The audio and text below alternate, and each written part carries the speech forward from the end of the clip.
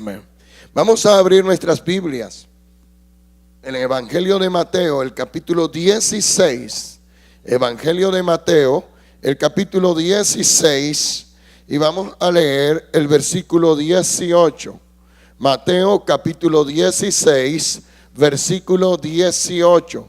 Cuando ustedes lo hayan encontrado, por favor dicen amén con su mano en alto. Déjeme ver su mano si ya lo encontró. Mateo capítulo 16, versículo 18. Levante su mano si ya lo encontró, por favor. Bien, si hay alguien cerca de usted que no trajo su Biblia, por favor, comparta con esta persona la lectura de las Sagradas Escrituras el día de hoy. Amén. Dice la versión Reina Valera, comienza diciendo, y yo también te digo, así es. Y yo también te digo que tú eres Pedro, y sobre esta roca edificaré mi iglesia, y las puertas del Hades no prevalecerán contra ella. Una vez más, y yo también te digo que tú eres Pedro, y sobre esta roca edificaré mi iglesia, y las puertas del Hades no prevalecerán contra ella. Dice la Nueva Versión Actualizada, mas yo también te digo que tú eres Pedro, y sobre esta piedra edificaré mi iglesia, y las puertas del infierno no prevalecerán contra ella. Y la Nueva Versión Internacional que estoy usando hoy dice, ahora te digo que tú eres Pedro, y sobre esta roca edificaré mi iglesia, y el poder de la muerte no la conquistará. Padre, quiero rogarte en esta hora, habla a nuestras vidas. Ruego que la palabra tuya, Señor, corra en este momento y que sea glorificada. Ruego, Señor, que la vida tuya esté ministrando a cada uno de nosotros, y que tu poder y tu espíritu, Señor, nos edifique en Jesús. Amén. Este año en nuestra congregación venimos desarrollando el tema identidad, recuperando nuestra esencia. Y si ustedes recuerdan bien, ya en los meses de enero y febrero, hablamos acerca de que somos hijos de Dios. Porque en esencia eso es lo que somos. Somos hijos del Dios del cielo. Todo hombre o mujer que ha entregado su vida al Señor Jesucristo, que ha confiado en Él como su Salvador, la Biblia dice que es hijo de Dios. En el mes de marzo y el mes de abril vamos a decir somos iglesia. No solo somos hijos de Dios, pero además nosotros somos iglesia. Y esto tiene que ver ya no con el individuo, ya no como usted como una persona, sino ahora con el conjunto, el grupo de personas que nosotros somos. Nosotros pertenecemos a algo más grande que nosotros mismos. Algo que es mayor, algo que trasciende. Y eso es la iglesia del Señor. Cuando nosotros decimos somos iglesia, estamos reconociéndonos no solo en Cristo como individuo, sino que estamos reconociendo que no estamos solos, que junto con otros nosotros formamos parte del pueblo de Dios. Ahora, el término iglesia ha sido un término que ha sido mal empleado o mal definido, mal entendido, por una razón sencilla. La gran mayoría de nosotros tiene una tradición religiosa. Nosotros no crecimos en una familia, la mayoría, no crecimos en una familia cristiana evangélica. La gran mayoría de nosotros creció en una familia de tradición religiosa distinta. Y en la religión tradicional a nosotros nos enseñaron a mirar la iglesia de otra manera. Por esa razón, algunas veces cuando hablamos de la iglesia parece que la confundiéramos con otras cosas. Por ejemplo, Cuando usted viene a la congregación, viene a reunirse, alguien le pregunta, ¿para dónde vas? Y una respuesta que normalmente damos es, voy para la iglesia. ¿Verdad que sí? O si salimos de aquí y alguien nos pregunta, ¿dónde estabas tú? No, estaba en la iglesia. O no sé si alguna vez pasó por la puerta de este lugar en un carro y iba con alguien y le digo, mira, esa es mi iglesia, donde yo me reúno, esta es mi iglesia. Y cuando hablamos de esa manera, estamos diciendo que este edificio es la iglesia. Y eso no es verdad. Aquí se reúne la iglesia, pero este edificio no es la iglesia. Este es el lugar de reunión o la casa de oración donde nosotros nos reunimos. La iglesia somos nosotros que entramos a este lugar. Bendito el nombre del Señor. Así que dile al que está al lado tuyo, la iglesia eres tú. Imaginen por favor que, o por ejemplo, que sacamos a todos en este momento de este lugar y nos vamos a un campo. Y allá reunidos adoramos a Dios. Entonces ya este lugar no es ninguna iglesia, porque la iglesia se fue para otro lugar. Amén. La iglesia somos nosotros, un grupo de personas. La iglesia tampoco es una religión. A veces decimos, yo pertenezco a la iglesia evangélica. Otro dice, yo pertenezco a la iglesia católica. Otro dice a la iglesia adventista, como si la iglesia fuera una religión.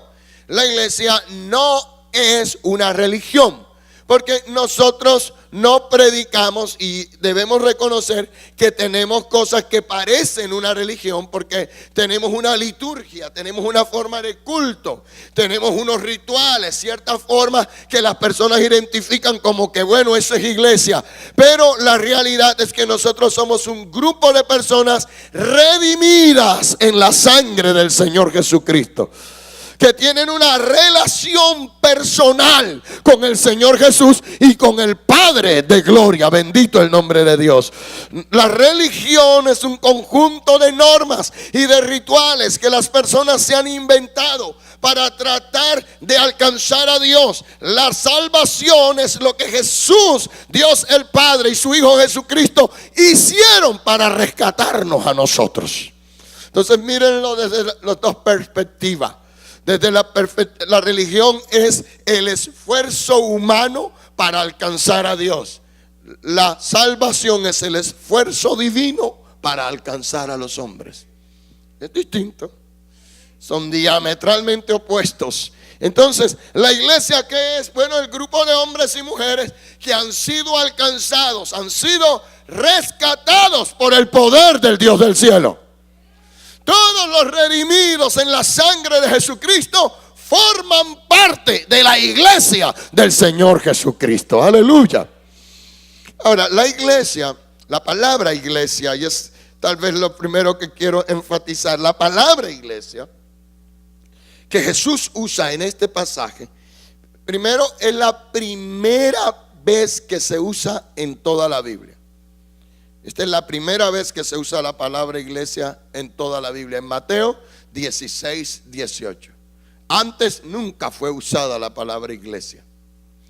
Es más, el Señor Jesús solo utilizó la palabra iglesia en 2 ocasiones. Aquí, en Mateo 16, 18, cuando le está hablando a Pedro, y en el capítulo 18, versículo 17, cuando está diciendo, si hablas con tu hermano y no te oye a ti, ni oye cuando le hablaste con un testigo, tráelo, Jesús dijo, a la iglesia. Y si no oye a la iglesia, ténganlo por gentil o pagano. Ténganlo por pagano y por un corrupto cobrador de impuestos. Así dice la Nueva Versión Internacional. Entonces, en ese otro pasaje Jesús usa 2 veces el término iglesia, y en este pasaje lo usa una vez en labios de Jesús. La palabra iglesia solo se usó 3 veces, de acuerdo con el reporte de los evangelios. Es probable que la haya usado en otras ocasiones sin que los evangelistas lo hayan registrado. Pero solo en 2 ocasiones Él la utiliza. Y cuando la utiliza, la palabra iglesia que Jesús usa es la traducción de un término griego, eclesia. Ek con K, iglesia también con K, eclesia. Y eclesia deriva de otros 2 términos griegos, ek, que significa llamados, y kaleo, que significa hacia afuera. De manera que la palabra eclesia o iglesia lo que significa es los llamados para afuera. Es una asamblea o grupo de personas que se han reunido porque alguien los llamó. Es un grupo de personas que han sido convocadas. ¿Me estoy explicando? Han sido reunidas por alguien. Este término iglesia, que traduce iglesia para nosotros o eclesia, en el griego del primer siglo se utilizaba para referirse a los ciudadanos que se reunían para hablar de asuntos del gobierno en Grecia. Algo así como el consejo, la asamblea o el senado. ¿Sí me estoy explicando? En un sentido general, el consejo sería una iglesia. La asamblea departamental sería una iglesia. Y peor, el Senado de la República sería una iglesia. En un sentido general, desde la etimología del término. De manera que lo que hace especial a la iglesia no es ese nombre, iglesia. Algunos piensan que el nombre nos cayó del cielo, que es algo así como que era único para el contexto cristiano. La palabra iglesia no es exclusiva del mundo cristiano. Es lo que estoy tratando de decirles. No es exclusiva. Algunas personas eso les lastima, les ofende. Dice, pero ¿cómo así? Yo recuerdo un hermano, una vez estábamos hablando y él me dijo, pastor, esa versión, una versión actualizada, no me gusta, pastor. Porque yo leí ahí en el Salmo 1 que dice, dichoso el que no anduvo en consejo de malos pastores. Esa palabra dichoso no me gusta. Me gusta bienaventurado. Es que, entonces él me decía, es que bienaventurado, pastor, suena como a algo celestial. Como algo místico. Es como un término espiritual. Yo le dije, hermano, perdona, pero estás equivocado. La palabra bienaventurado pertenece al español de años atrás. Y la palabra actualizada para bienaventurado hoy es dichoso, feliz o alegre. Antes se decía en español bienaventurados, hoy se dice feliz o dichoso. Porque cuando Dios nos habló a los seres humanos, Dios no nos habló en lenguaje celestial. Dios usó nuestro propio lenguaje. ¿Sí me explico? Usó nuestro propio lenguaje y nos habló en ese lenguaje. Y cuando dice bienaventurado es feliz, dichoso, alegre, doblemente feliz. Eso es lo mismo. Que cuando lo traduce así es lo mismo. Ahora, cuando dice iglesia no se está refiriendo a algo único, especial. Era una asamblea o grupo de personas que habían sido llamadas o convocadas. Ahora, ¿qué es lo que hace especial a esta iglesia?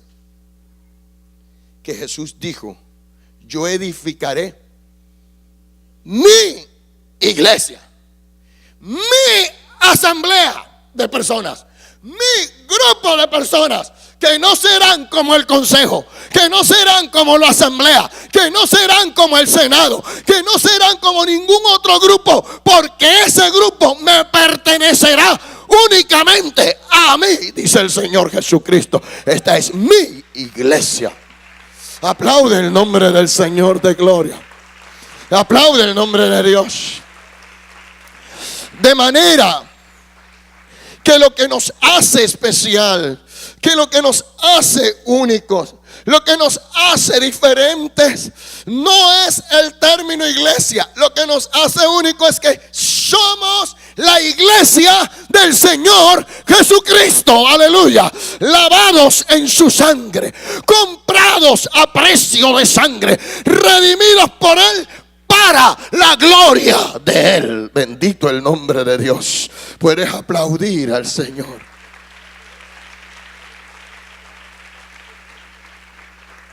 Ayúdame a predicar, dile al que está al lado tuyo, están diciendo que eres del Señor. Están diciendo que lo que te hace especial es el Señor Jesucristo.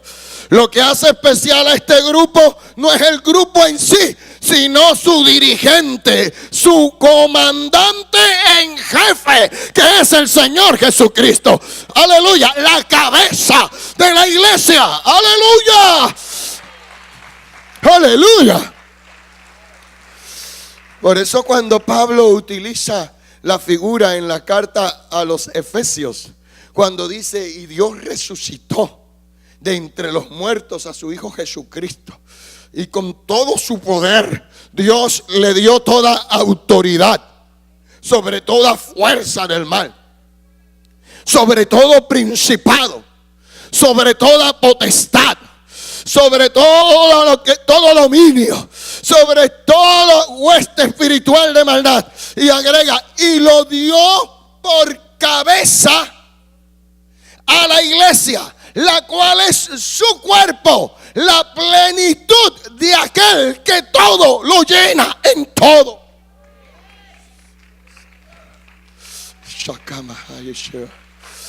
¿Sabes qué está diciendo? Está diciendo, del cuello hacia abajo son ustedes y del cuello hacia arriba es el Señor Jesucristo.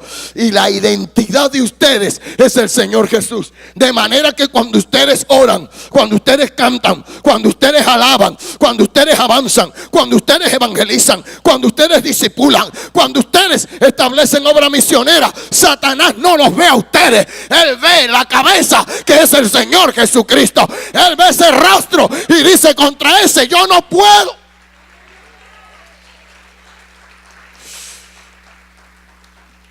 La identidad de la iglesia está en su fundador. La identidad nuestra está en Cristo. Todo depende de Él. Y nosotros somos el pueblo de Cristo. Y eso es muy especial. Eso es lo que te hace único. Hace a esta reunión única. Jesús dijo, donde hay 2 o 3 reunidos en mi nombre, ahí estoy yo en medio de ellos. En la iglesia es este grupo de personas que han creído en Jesucristo. ¿Cuántos de ustedes creen en Jesús? Levanten sus manos. ¿Cuántos de ustedes confían en Jesús como Salvador? Bien, cada uno por separado es un creyente, un hijo de Dios. Pero cuando estamos juntos, formamos la iglesia del Señor Jesucristo. Los redimidos de Él, su pueblo. Alabado el nombre del Señor. Y esta iglesia, Él la está edificando. Jesús dijo, Pedro, sobre esta roca yo edificaré. ¿Notan? Primero quiero que noten dos realidades de esta palabra edificaré. En primer lugar, que está usándola de manera figurada. Está usando una metáfora. Porque está hablando de un grupo de personas y habla de ellos como si fuera un ¿qué? Unas piedras o un ¿qué? Edificaré. ¿Qué sería? Un edificio. Habla de ellas como si fuera un edificio. De hecho, dice Pedro, yo te digo que tú eres Pedro y sobre esta roca yo voy a construir, eso es lo que está diciendo, yo voy a construir mi iglesia, yo voy a edificar. Así que está usándolo primero de manera figurada. Y en segundo lugar, está usándolo en tiempo futuro. No dijo edifiqué. No dijo estoy edificando. Dijo edificaré. Está diciendo, hasta este momento, la iglesia no existe. La iglesia existirá después. El próximo domingo, ¿cuántos están pensando venir el próximo domingo? Bueno. Pero yo voy a hablar, si Dios permite, el próximo domingo de la iglesia es un misterio. Y me gusta la palabra misterio, porque sé que a la gente le gusta la palabra misterio. Digo, uy, yo no me pierdo todos los mensajes menos ese. Porque cuando uno dice, vamos a hablar de un secreto,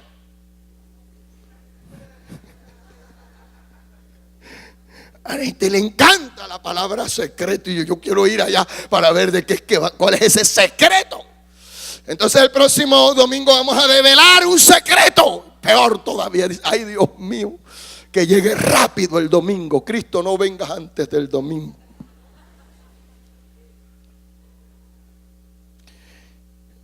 La próxima semana voy a hablar de por qué Jesús dijo edificaré en futuro. Porque en realidad la iglesia no existió hasta después que Jesús murió y resucitó. Es más, históricamente la iglesia nace el día de Pentecostés. Antes de ese día no existía iglesia. Pastor, a Israel, venga el próximo domingo. Todo el Antiguo Testamento, el próximo domingo hablamos de esto. Pero si quiero decir, el Señor dice, yo voy a construir un edificio. Y no es cualquier edificio. Lo que yo voy a edificar no es cualquier casa. Lo que yo voy a edificar es el nuevo templo de Dios, que es la iglesia. No, yo no me expliqué.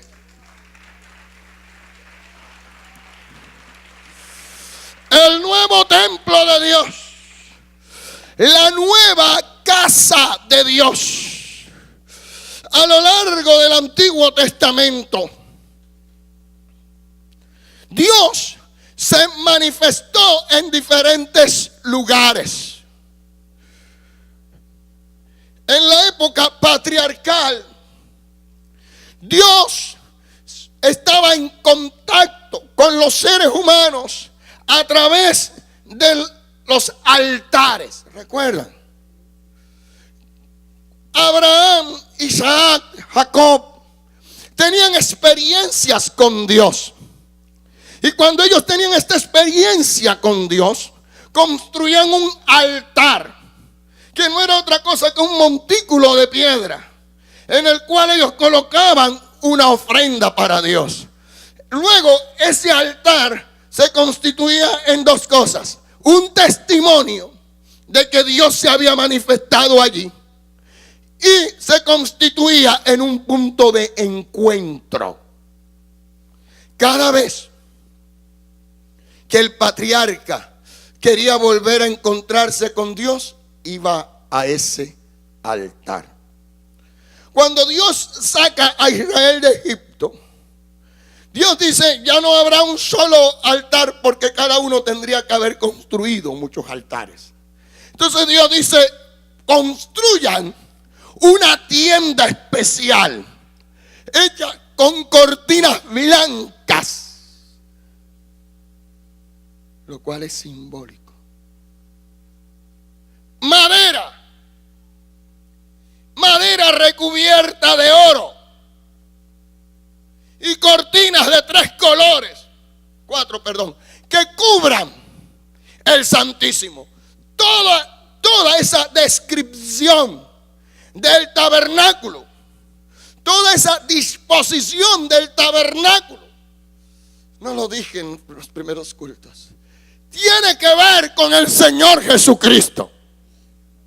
La madera, su naturaleza humana; el oro, su naturaleza divina; las cortinas blancas, su santidad; Y los diferentes colores que cubrían el Santísimo hablaban de su poder como Rey, de su poder como Salvador, de su poder como Redentor de los hombres, de su gracia. Jesús está inmerso en el tabernáculo.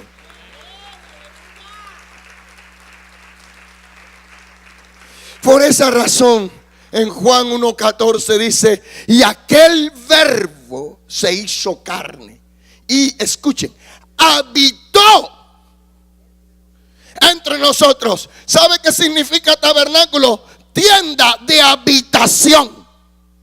Jesús fue el tabernáculo de Dios con los hombres. Ese tabernáculo representa eso, pero también representa que Dios está en medio de su pueblo, porque el tabernáculo está en el centro y el resto del pueblo está dispuesto alrededor del tabernáculo. Cuando alguien en el desierto quería encontrarse con Dios, debía ir al tabernáculo. Cuando el pueblo iba a avanzar, el tabernáculo era lo primero que se levantaba. Hacia donde el tabernáculo iba, tenía que ir el pueblo. Dios está diciendo: yo estoy en medio de ustedes y yo los dirijo a ustedes. Cuando ellos entraron a la tierra prometida, entonces Dios dijo: construyan una casa. Y construyeron, entre otras